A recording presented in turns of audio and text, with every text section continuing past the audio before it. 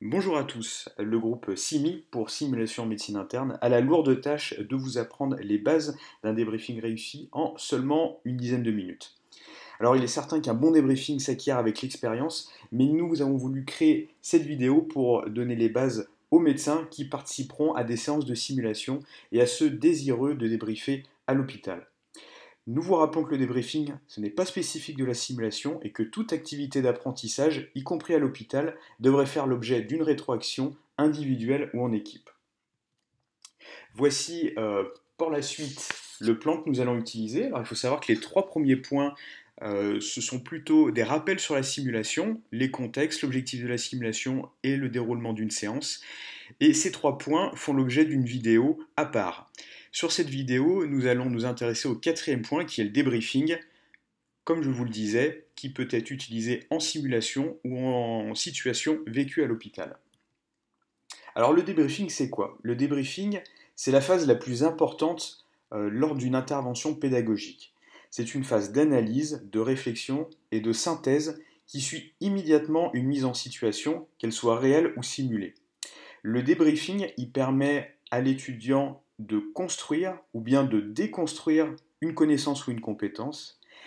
Le débriefing vise à guider la réflexion de l'étudiant sur le raisonnement clinique qui est à l'origine de ses actions.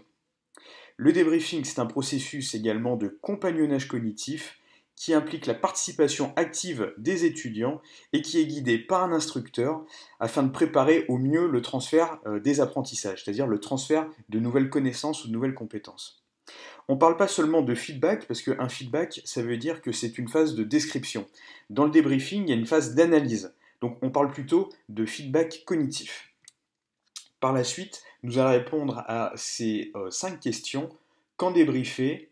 Quelle est la durée à accorder à un débriefing? Qui doit débriefer? Qu'est-ce qu'on débriefe? Et est-ce qu'on peut évaluer soi-même son débriefing pour savoir si on a été bon ou pas?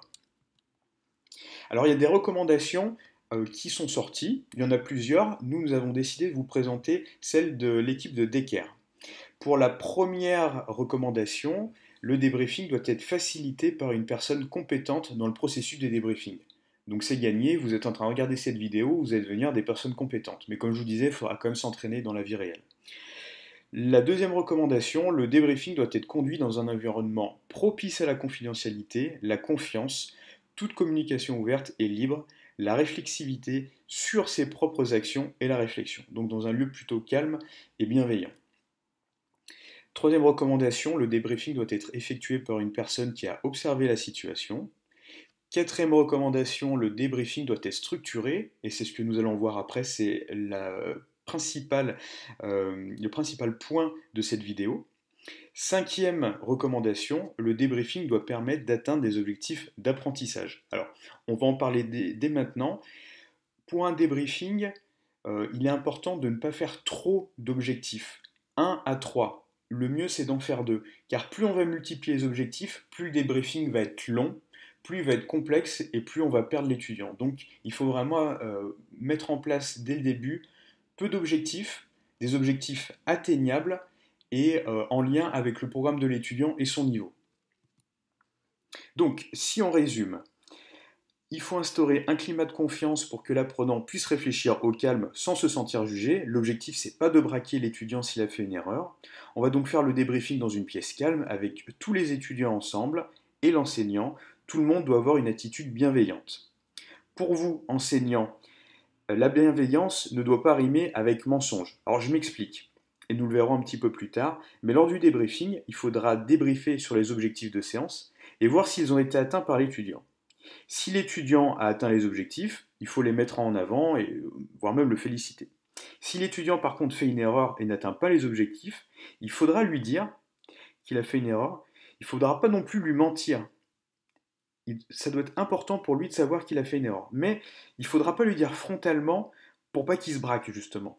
Donc on va vous donner des solutions dans les diapos suivantes, mais sachez que nous, on a l'habitude d'utiliser un peu la méthode sandwich, c'est-à-dire on met en avant un point positif, ensuite on met en avant le point négatif et on enroule tout ça après dans un point positif. Par exemple, si un étudiant lors d'un massage cardiaque oublie de mettre la planche à masser sur le lit, donc son massage cardiaque va être inefficace. On va pas lui dire frontalement, t'as oublié de mettre la planche à masser. On va lui dire, félicitations, tu as reconnu l'arrêt cardio-respiratoire et tu as commencé un massage cardiaque. Malheureusement, ton massage cardiaque n'était pas efficace car tu n'as pas utilisé la planche à masser. Voilà, donc ça c'est le point négatif. Et ensuite, on va finir par un point positif. En tout cas, le reste de la gestuelle était bonne. Tu as eu un bon rythme pour faire ton massage cardiaque externe, etc. Ensuite, point important, il faudra être curieux. C'est très important d'être curieux lors d'un débriefing. Il faut toujours questionner les étudiants sur leur raisonnement. Ça permet de mieux savoir pourquoi tel étudiant a bien fait ou non quelque chose. Alors, je vous donne un exemple dans mon expérience personnelle. J'avais demandé à un étudiant, lors d'un scénario de dyspnée aiguë, pourquoi est-ce qu'il avait mis le masque haute concentration au patient. Alors, c'est un patient qui désature à 70, et en réalité, il avait tout à fait raison d'avoir mis le masque haute concentration. Mais au final, quand il a répondu à mes questions, il m'a dit, ben, moi j'ai mis le masque de concentration parce que c'est le premier truc que j'ai trouvé dans le chariot d'urgence, et en fait je voulais mettre les lunettes. Voilà, d'où l'important d'être curieux pour voir si les raisonnements sont bons. Et là, en l'occurrence, dans cet exemple, l'étudiant avait eu juste, mais son raisonnement était faux. Enfin, et là je vais vous rassurer, la phase de débriefing, il faut laisser parler les étudiants. N'intervenez que très peu, juste pour orienter le débriefing, mais lors d'un bon débriefing, vous n'aurez à prendre la parole que 10 à 20% du temps de parole. Ce sont surtout les étudiants qui vont se mettre à parler, à s'autocorriger. Je vous rappelle que nous sommes dans du compagnonnage. Voici comment va se dérouler le débriefing. Alors, au départ, je vous rappelle que on fait la simulation ou une situation vécue et on définit des objectifs. Objectif 1, objectif 2. Il va s'en suivre 3 parties dans le débriefing. Donc le débriefing, c'est à partir d'ici. Il y aura une phase de réaction des étudiants, une phase d'analyse et ensuite une phase de synthèse. On va revoir ça ensemble.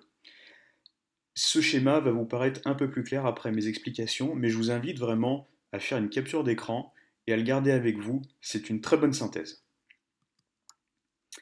Donc tout d'abord, on a dit qu'il y avait la phase de simulation, de scénario ou une situation vécue. Vous allez ensuite entrer dans le débriefing et la première partie est la réaction des étudiants.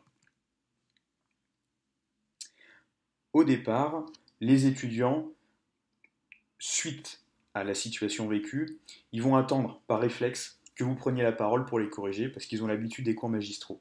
Et ça, c'est une erreur à ne pas commettre. Il faut, dès le début, les faire parler. Il faut leur demander tout de suite. Alors, comment ça s'est passé? Est-ce que tu as des choses à nous dire sur ce qui vient de se passer? Vous pouvez également leur rappeler les objectifs de séance pour introduire un petit peu cette phase et leur demander comment ils se sont sentis par rapport à ces objectifs. C'est à ce moment que vous verrez si vos objectifs initiaux, donc je vous rappelle dans le schéma objectif 1, objectif 2, ils sont pertinents et atteignables. Par exemple, vous pouvez dire aux étudiants, bah, l'objectif 1, c'était de reconnaître un arrêt cardio-respiratoire. Est-ce que vous pensez l'avoir bien fait? Suite à la réponse des étudiants, vous pouvez modifier votre objectif 1. S'ils vous disent qu'ils n'ont pas eu de mal à diagnostiquer l'arrêt cardio-respiratoire, mais que par contre ils ont eu du mal à faire un massage cardiaque externe efficace, alors vous allez changer votre objectif 1.0 en objectif 1.1 et donc vous focalisez sur la mise en place d'un massage cardiaque externe efficace et non plus sur le diagnostic de la CR. Alors pendant cette phase, il y a vraiment 2 règles à suivre pour la réaction des étudiants. Déjà, la première, elle est simple, c'est les faire parler tour à tour. Même ceux qui ont été spectateurs, ceux qui ont été acteurs et spectateurs doivent parler. Ça permet au passage de voir leurs attentes et de modifier donc les objectifs de séance. La deuxième règle, c'est ne pas intervenir trop tôt pour éviter justement d'initier trop tôt la discussion des actions. Donc vous voyez que dans cette phase de réaction, vous pouvez prendre la parole avec euh, des dialogues suivants. Comment s'est passé le scénario? Comment c'était?